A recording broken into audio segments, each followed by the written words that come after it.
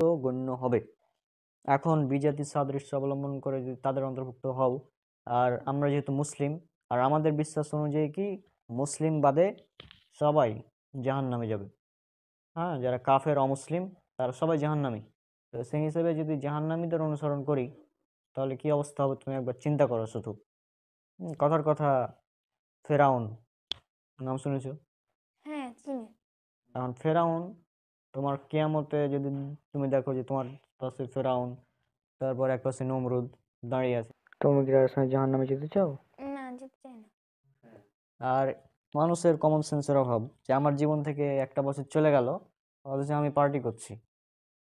তাই না? একটা জিনিস চিন্তা করো, তোমার কথার কথা হায়াত যদি হয় ৭০ বছর, কারণ একটা হাদিস আছে, রাসূলুল্লাহ সাল্লাল্লাহু আলাইহি ওয়াসাল্লাম বলেছেন যে আমার উম্মতের গড় বয়স ৬০ থেকে ৭০ বছর, মানে আমার উম্মতের যত মানুষ থাকবে তারা হয় ৬০ থেকে ৭০ বছরের মধ্যে বাঁচবে, এর বেশি বা কম হতে পারে। তবে এটা তিনি বলে দিয়েছেন এরকম। তো যদি ৭০ বছর ধরে নিই, তা যদি যেহেতু কাল হ্যাপি নিউ ইয়ার বলছে পরশুদিন, তা আমার জীবন থেকে তো একটা বছর চলে গেল আরো, অথচ আমি পার্টি করছি। মানে বিষয়টা হচ্ছে যে আমার একটা জিনিস হারিয়ে গেছে আর আমি পার্টি করছি। কথার কথা আমার মোবাইল, হ্যাঁ, মোবাইলটা হারিয়ে গেল। এখন তুমি বলছো যে ভাইয়া তোমার মোবাইল হারিয়ে গেছে তো এখন পার্টি করি।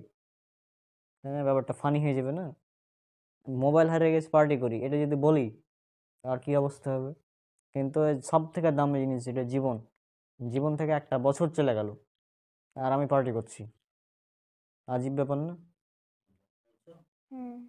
যেহেতু এটা অমুসলিমদের কালচার, অমুসলিমদের নিয়ম রীতি, তো আমাদের সেদিকে না যাওয়াই ভালো। হ্যাঁ, আশা করছি বিষয়টা তুমি বুঝতে পেরেছো যে 31st নাইট এটা সম্পূর্ণ অমুসলিমদের সিস্টেম, আমাদের এখানে যাওয়ার কোনো প্রয়োজন নেই। তো আমাদের বয়স, জীবন থেকে একটা বছর চলে গেছে, আমরা সর্বোচ্চ যেটা করতে পারি যে নতুন বছরটা আমরা ভালো কাজ দিয়ে সাজাতে পারি। নতুন একটা বছর আসছে, সে বছরটা আমরা বেশি বেশি ইবাদত করব, সঠিক ইবাদত করব। বেশি ইবাদত করলে কিন্তু হবে না, সঠিক ইবাদত করতে হবে, কোরআন সুন্নাহ ভিত্তিক। তো এইগুলো আমরা করতে পারি। আশা করছি বুঝেছো। আর পার্টি ক্যান্সেল করে দাও এখন, ঠিক আছে? আচ্ছা, ঠিক আছে, পার্টি ক্যান্সেল করে দেবো।